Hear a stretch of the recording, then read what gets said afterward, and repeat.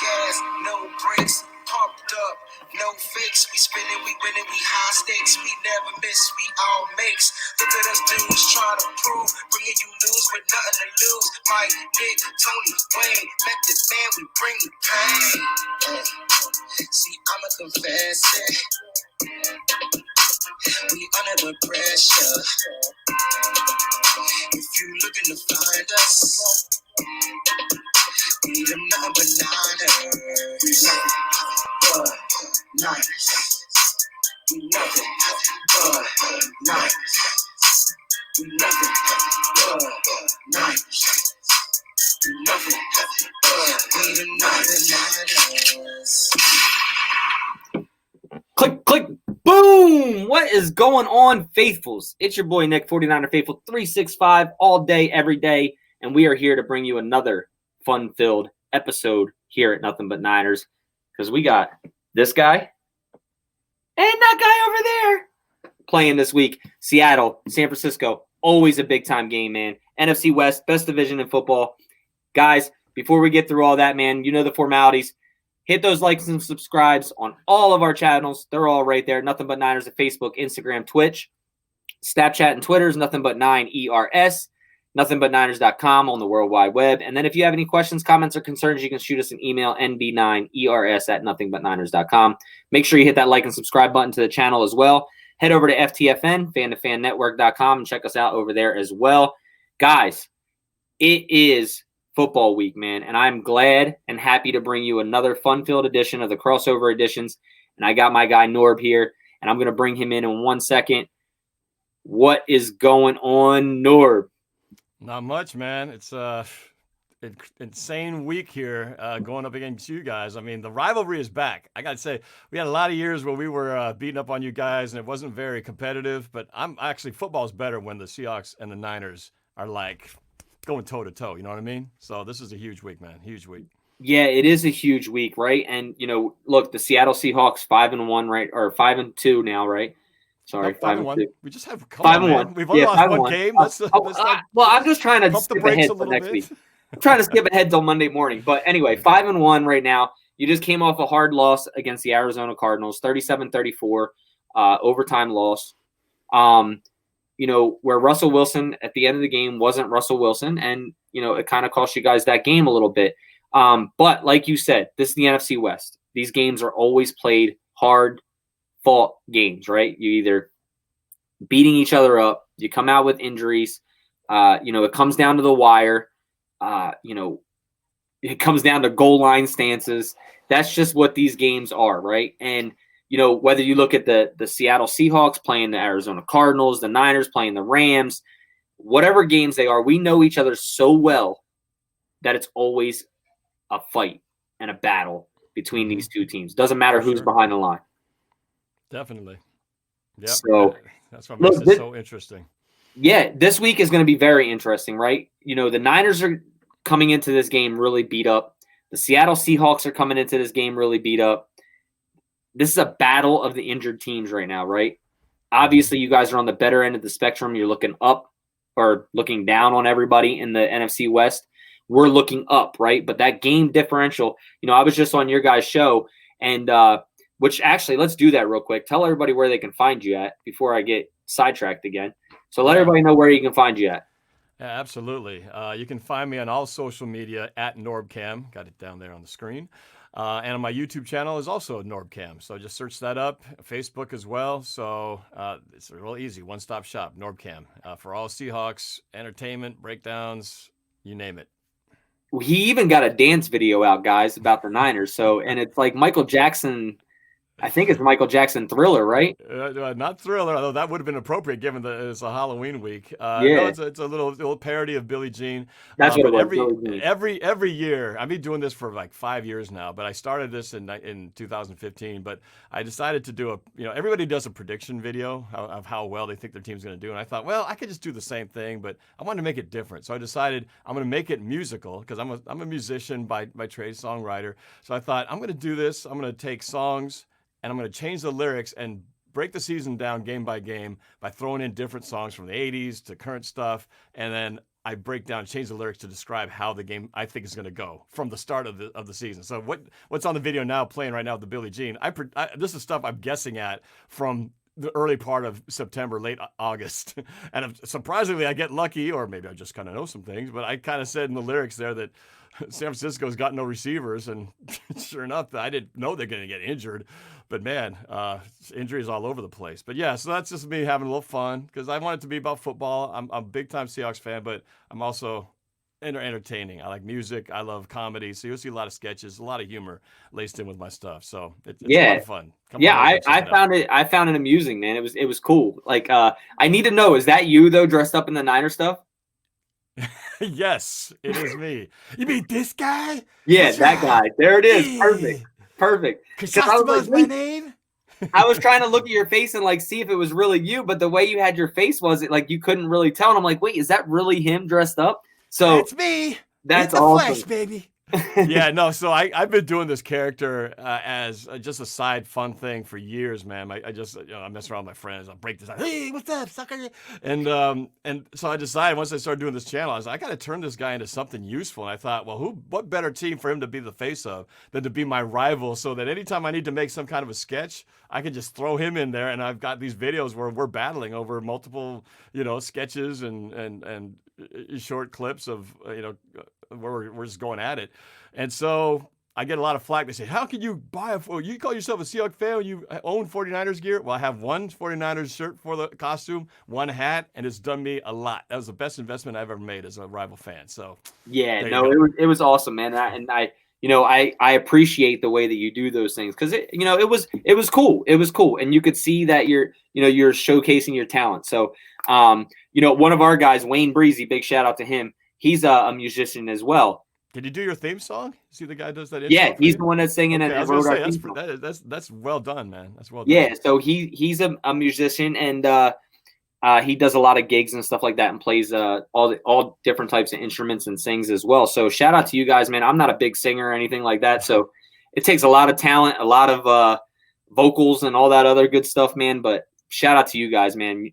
Musicians don't get enough credit, so appreciate that. But yeah, man. So let's dig into this game, let's talk right? Football. Let's talk football. Yeah, let's talk some football, right? So, one day maybe we'll see you and Breezy doing the Sunday Night Football.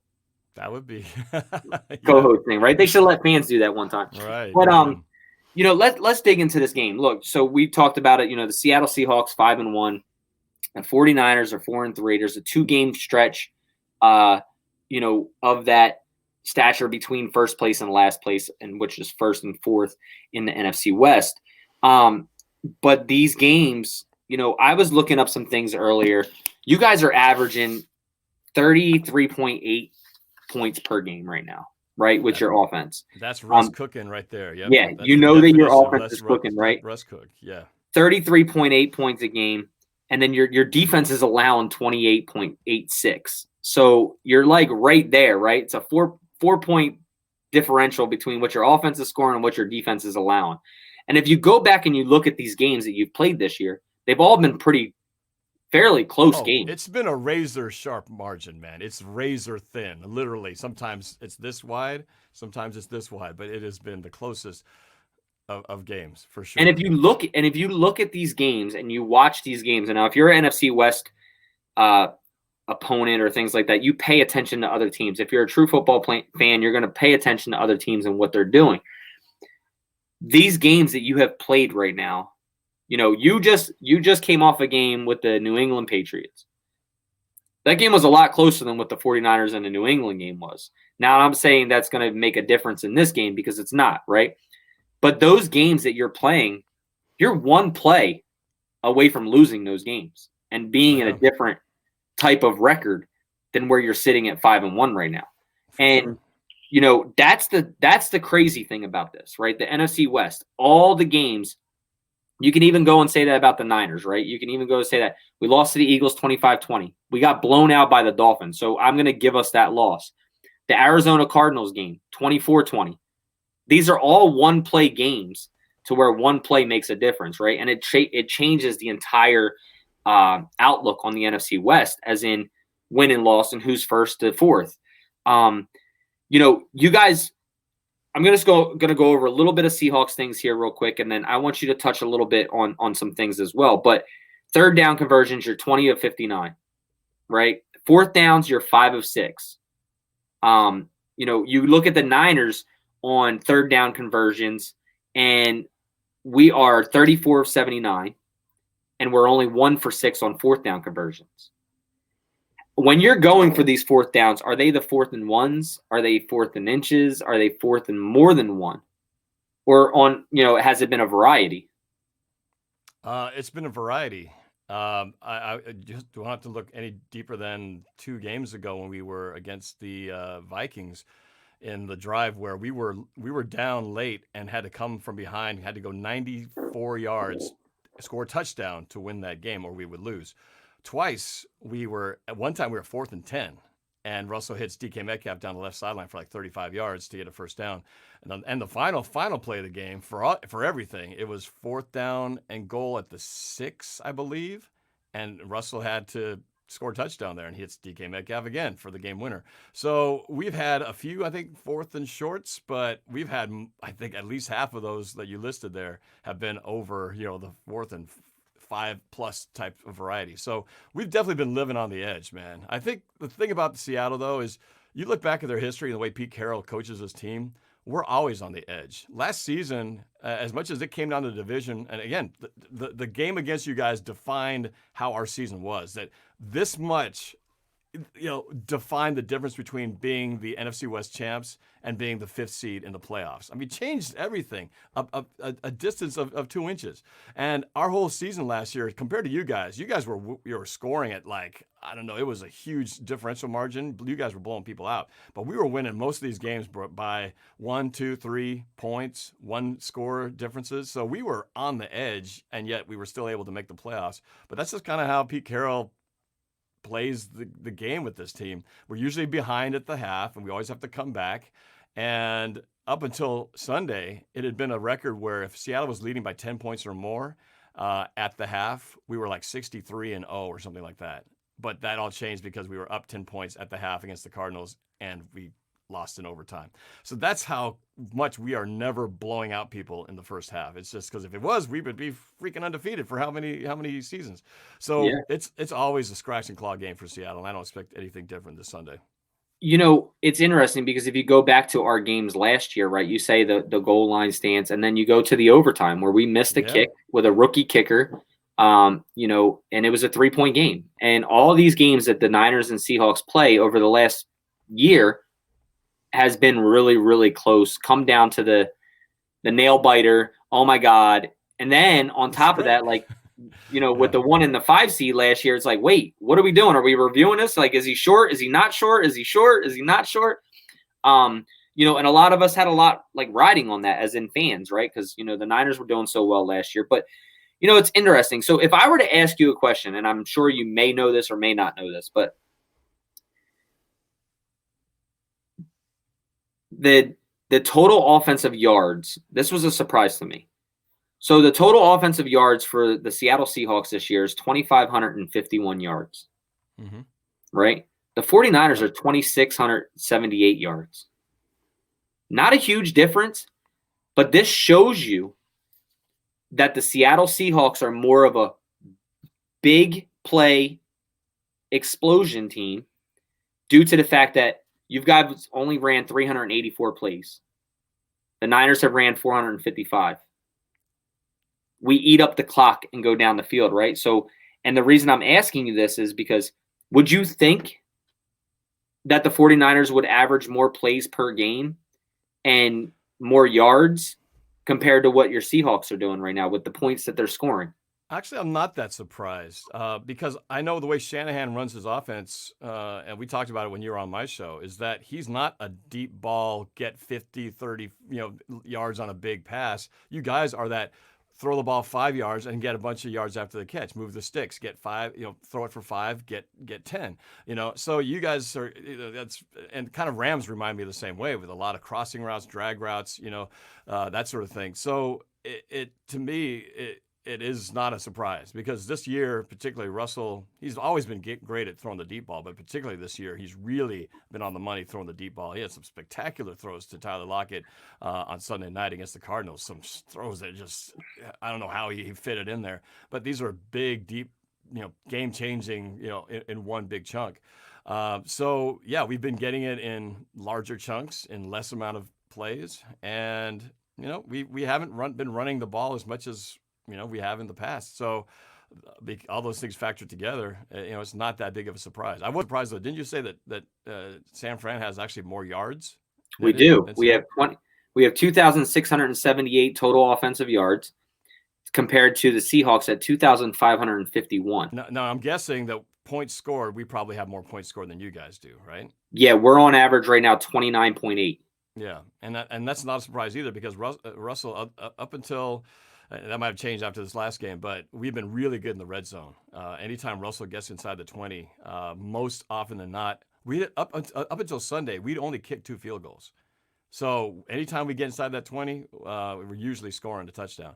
So that's also why the point differential has been highly in the favor. We've been really efficient when it comes to the end zone, the red zone this year.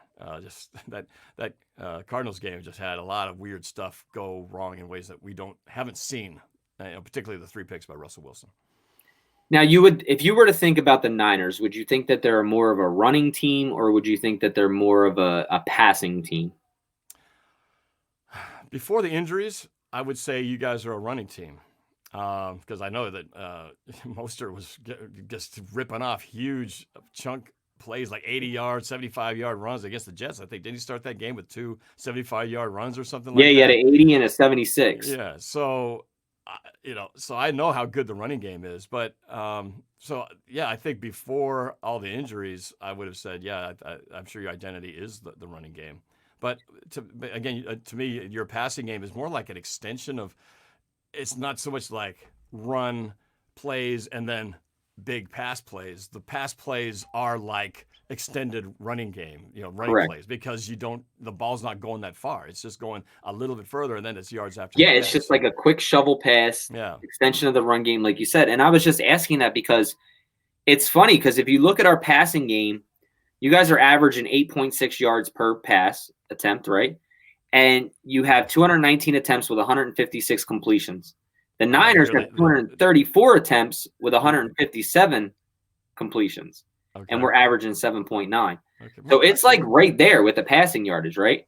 But you know how it is, though. It's like you could throw a screen pass that's behind the line of scrimmage, and if the running back runs for 30 yards, it's still a 30-yard pass, right? Even though the quarterback only threw it negative 2 yards. So and those numbers could be deceiving in the sum of things. But if you actually watch the plays, I think the reason I'm giving the Niners credit there is because of how much they utilize their running or their receivers in their run game.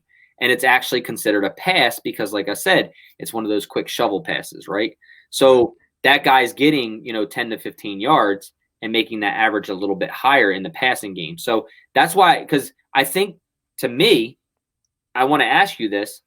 What do you think is going to be the hardest thing to defend against the 49ers? And that's where I was kind of leading up to is it going to be the run game? Is it going to be the pass game? Is it going to be – look, the Niners have Jermichael Hasty this week, Jerick McKinnon, and possibly Tevin Coleman coming back, which I forgot to mention on your show. Possible Tevin Coleman coming back. So that's 3 running backs coming back to a Kyle Shanahan system. Obviously, we know Tevin Coleman knows it from Atlanta, and he's played in the Niners for 2 years now. Jerick McKinnon has been unhealthy with a knee injury. He's came back this year. He's more so the third down back, but he has carried us through games with injuries. And then you have an undrafted guy in Jermichael Hasty. So would you fear Deebo Samuel's out? Remind you that.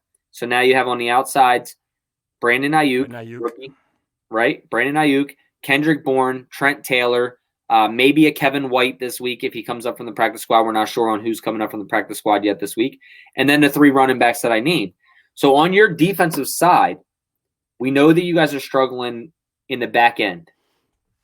So where would you be most feared by a Kyle Shanahan system going into this week? Would it be the running game or the pass game? What's funny about you, Nick, this was on my show, and I brought it up. And once again here, you named all these guys, and you failed to mention the one player that I'm most concerned about, which is George Kittle.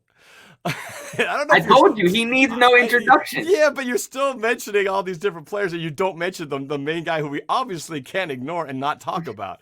So let's talk about that. To me, we got to stop George Kittle. I just see him getting a bunch of throws. And to answer your question simply, I think between the two, it's the passing game. I mean, look at the numbers. You're doing all this numbers breakdown. Look at our passing defense number. We are the worst in the league, the worst we've ever been since the inception of this team. But it's different in your case because, again, you guys aren't predicated on the deep ball. I'm not worried about getting beaten deep here. But what's killing us, and it killed us at times against Arizona, are the crossing routes, are the easy slant routes. It's the drag routes, which you guys and the Rams are really good at that. And it freaking drives me crazy because we know it's coming. And for some reason, we are never within like 5 yards of a guy crossing across the field for a 5-yard catch and running for 10 yards, 15 yards on first down. It drives me freaking crazy.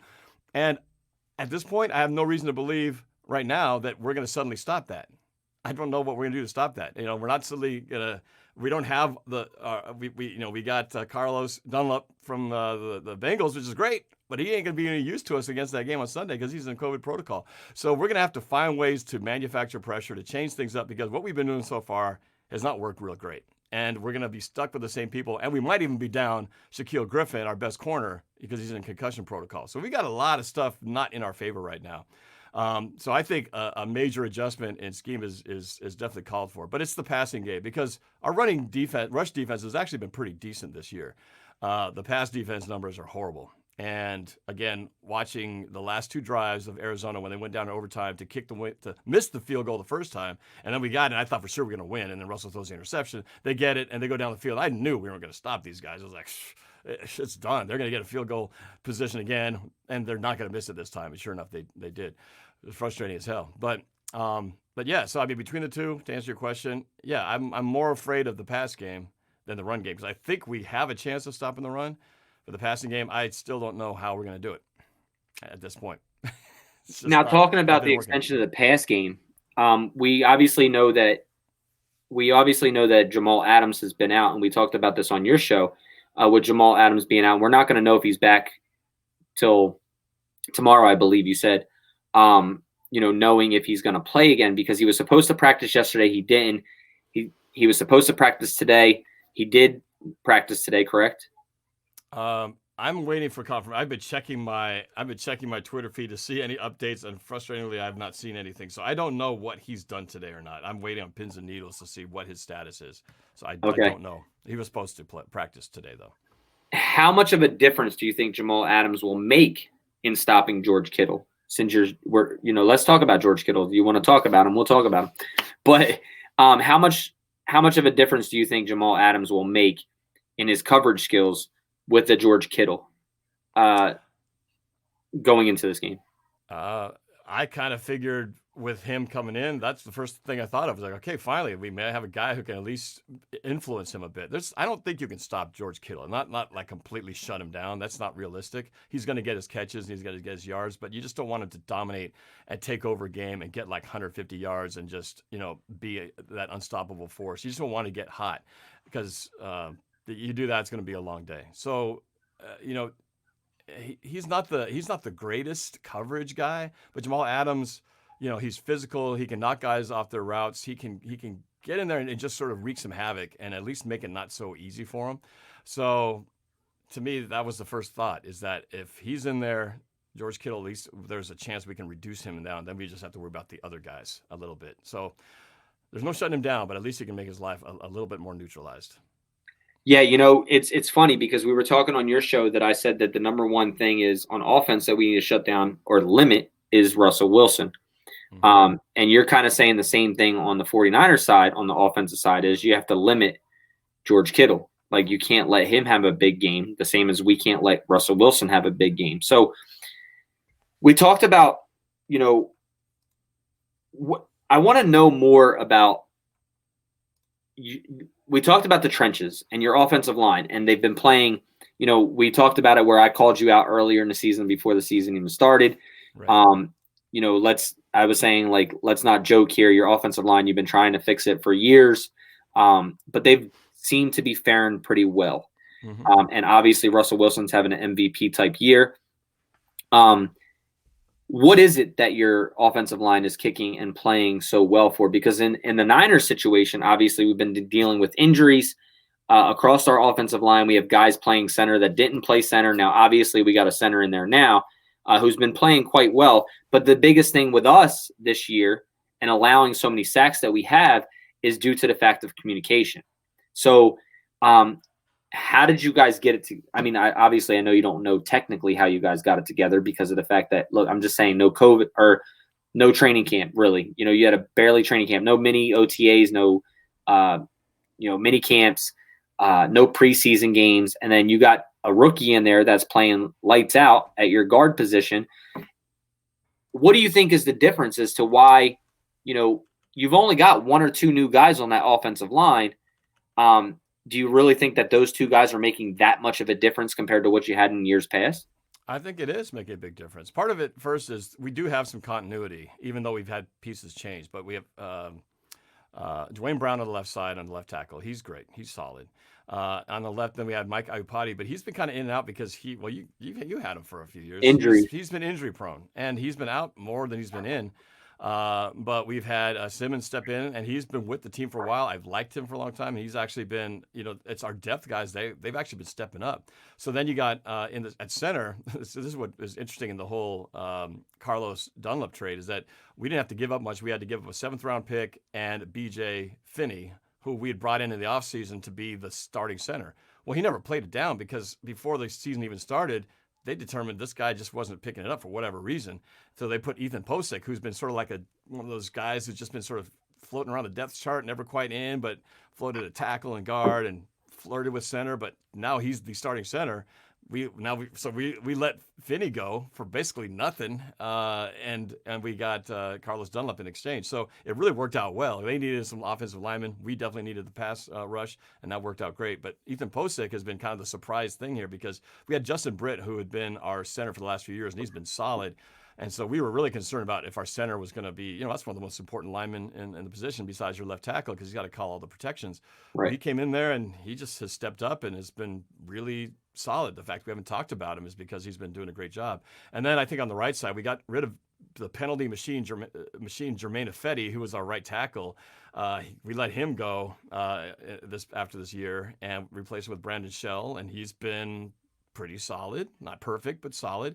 And then Damian Lewis, our right guard, who we drafted, a rookie, he's been one of the best, I think, rated linemen in the league and has been great for Seattle. So when you mix all those things together, it's like, we just kind of got it working with some guys we already had and some new guys that we picked up. So that's been probably the surprise thing on this team because obviously we knew what Russell Wilson was going to be. We knew what our running backs, what our receivers were going to be, but we didn't know what the tight ends, we knew what we were getting, but we didn't know what the offensive line was going to look like. And it's turned out that's been like the surprise.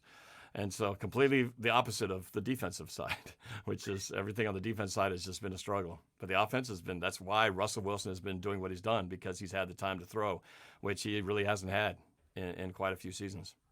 Yeah, watching going back and watching these games, it doesn't look like Russell Wilson is running around as much as he was in years past. He's more of a, get the football out.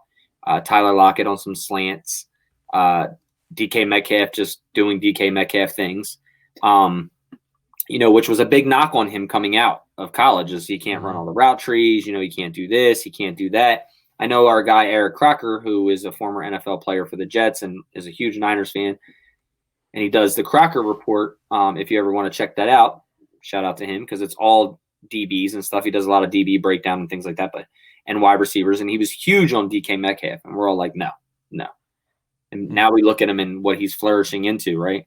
But if you were to say the strong point of the Seattle offense, besides Russell Wilson or DK Metcalf and Tyler Lockett, because those are three pieces we know are key to their offense, what would you say is the biggest key to that offense?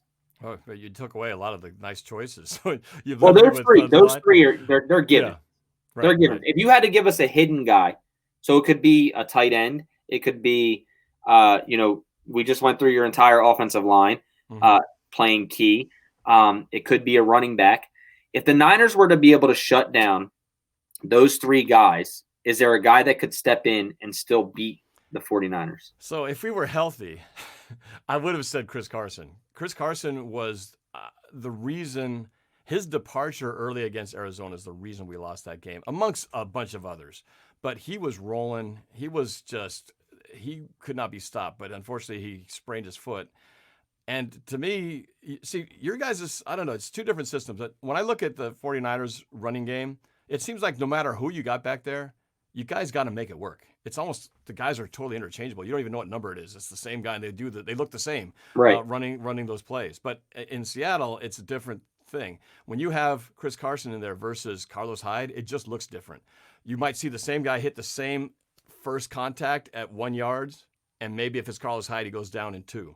If it's Chris Carson, he gets hit at 1, and he drags people, and he goes about to another 3, 4, 5. Next thing you know, it's 2nd and 3 instead of 2nd and 8 because he just has that extra step, kind of very Marshawn Lynch-ish. The only problem, again, is the durability factor, and it bit us again because he's not there. So it would have been him, but now we got no running backs. So take the running back part of the equation. So what am I left with? Well, you said earlier that, you knew what the tight end position was going to be. Has Will Dissly really panned out to be what you guys thought he was going to be over there? And should the Niners be worried about him? Okay, well, it's hard to compare. When you guys got a George Kittle, it's kind of hard to say, well, we got Greg Olsen. We got Will Dissly. It's going to be a totally different deal. But the Seattle Seahawks' strength in the tight end group functions as a whole, where like last game, each tight end, Hollister, Olsen, and Dissly, they each had 2 catches each. Nothing spectacular, but those guys are just really efficient, and they're good in blocking. They're good and they all take their turns in blocking. So I think they're one of those quiet rooms where no one's going to light up any fantasy charts. No one's going to really be doing any cartwheels. It's been slower of a start for Dissly because when in the first 2 seasons he started out being one of the top scorers for the offense. And this year, I think injuries. Well, prior to the injuries, he'd started Right. out red hot, and then he got injured. This year, he's knock on wood, he's still healthy, but he's also sharing time with Greg Olsen, and so they've been kind of splitting, the reps, and Greg Olsen's gotten a few more of the touchdowns, not a lot. But as a whole, though, I think they're also going to be key because now that we don't have the running backs, I feel like the tight ends are going to have to take a little bit more responsibility in helping, not only from protection, but helping give Russell some other options. So, yeah, the tight end group, I think quietly, they're a key part of this that just doesn't get the headlines, but they help out in every other aspect of the game. Yeah, and it looks to be Greg Olsen's your leading tight end receiver for 158 yards, 9.3 yards per catch, with 1 touchdown.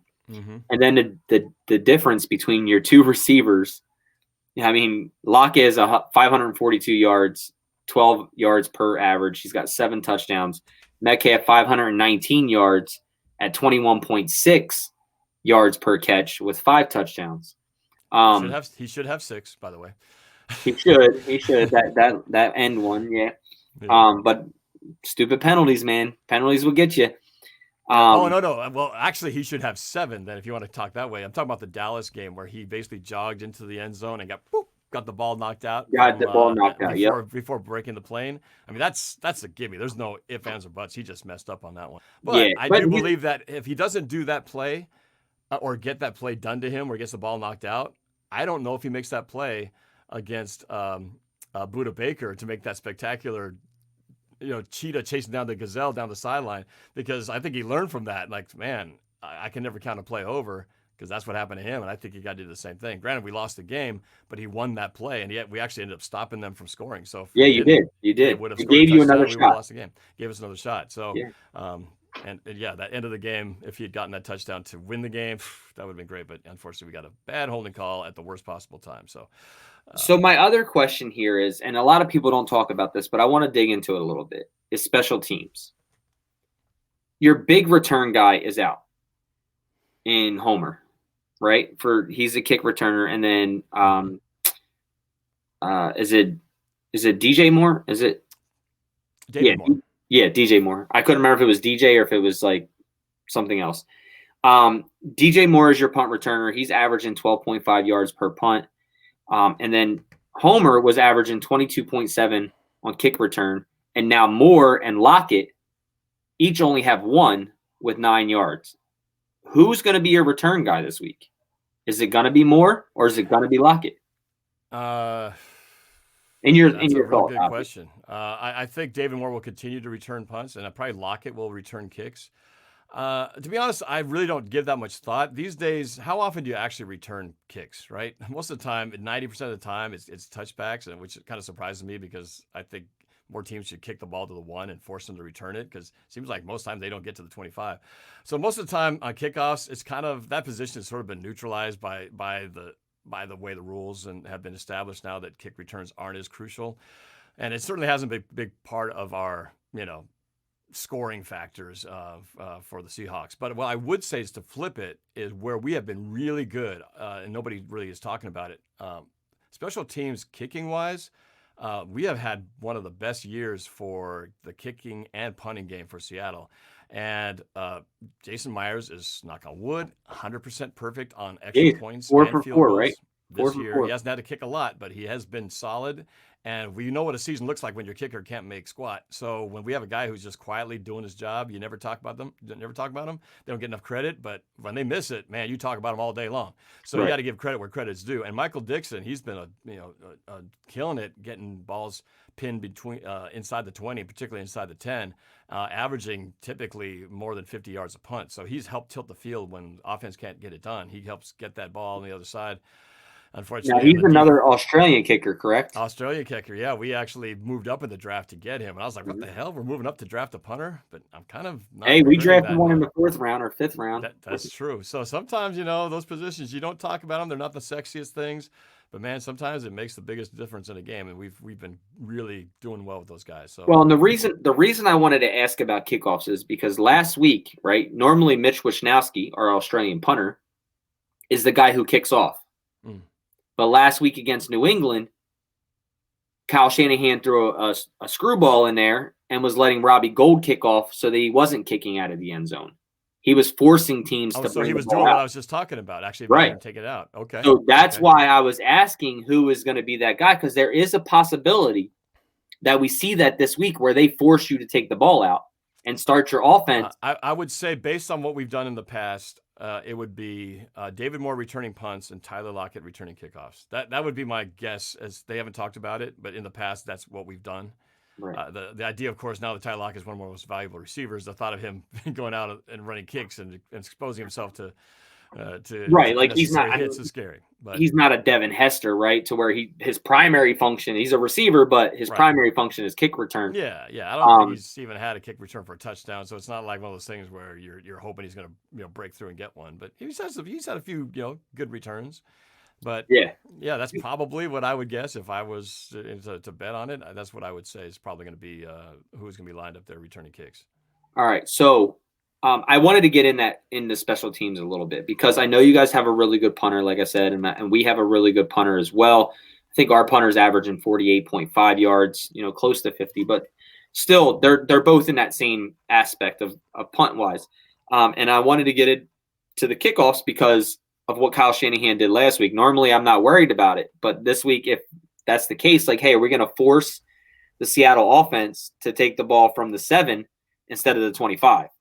So it could be something that the Niners do this week again, as in force Robbie Gould to kick it to where he's kicking it to the 2, and our gunners are really fast and give you that opportunity, or us the opportunity, to stop you short of the 25 to where and give you the opportunity to run it out. So that's why I wanted to ask that question just in case, because it could be something that the Niners do this week.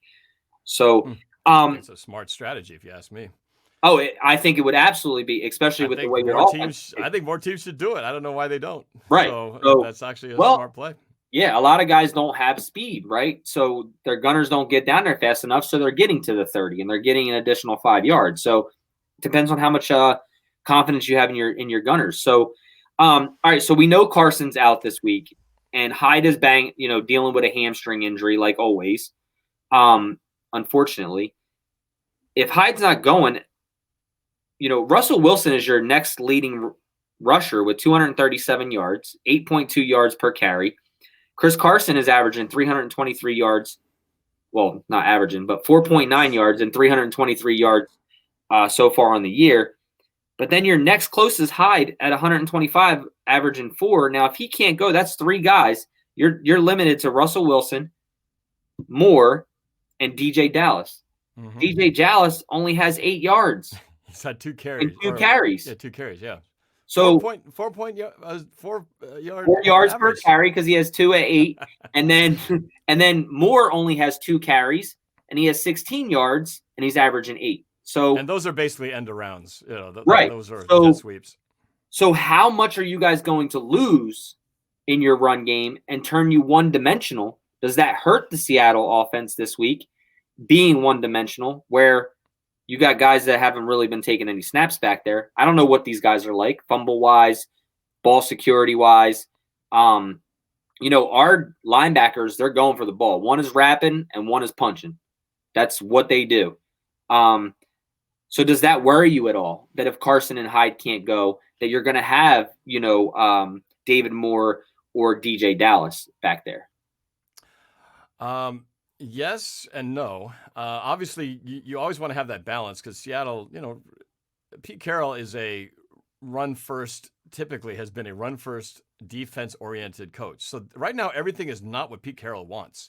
He has no defense, and now he's got no run game. So everything we're doing is something I don't think we've ever faced before. To have only one healthy running back, even when we had Marshawn Lynch brought in here in emergency purposes last year, we still had Travis Homer in the mix. So we literally only have one healthy running back that I've seen. I don't think anybody even on the practice squad as an option. So we have one running back in the backfield. We haven't seen him. 2 carries. I've been wanting to see him, but we just haven't. So nobody knows except the Seahawks what they got in him. So we're going to find out. What I do know is that he sucks at pass protection because of the fact that he was back there trying to protect Russell Wilson, and he could not protect the guy, those coming in. That was his responsibility, which is a big concern for me. I'm not so concerned that he can't run the ball, but if he has to pass protect because we're one-dimensional and he's got blitzing linebackers and corners flying in there and he can't pick them up, well, like we talked about, if Russell doesn't have time, he can't do anything. And so that is my biggest concern, is that who's going to protect Russell when we're in a 3rd and long situation. You normally have Travis Homer is really good at picking up blitzing and extra people coming in. Without him there, and if DJ Dallas doesn't suddenly look much better than he did last week or on Sunday, that's what makes me nervous, to be honest with you. That aspect of the lack of pass protection from the running back. So I don't know if they're going to just not put him in there for that and put an extra tight end in to block who can do a better job. So that's really, to me, the key. Because I think if Russell has to just throw the ball and do more RPOs and him run more without putting himself in danger, I'm okay with that. I think Russell can do that. Our first drive against the Cardinals in Sunday night game was beautiful, and I don't think we ran the ball one time, and we didn't get anything past second down. It was like all first down plays, first down, second down, first down. I mean, we just diced them up, and that was all pre-planned.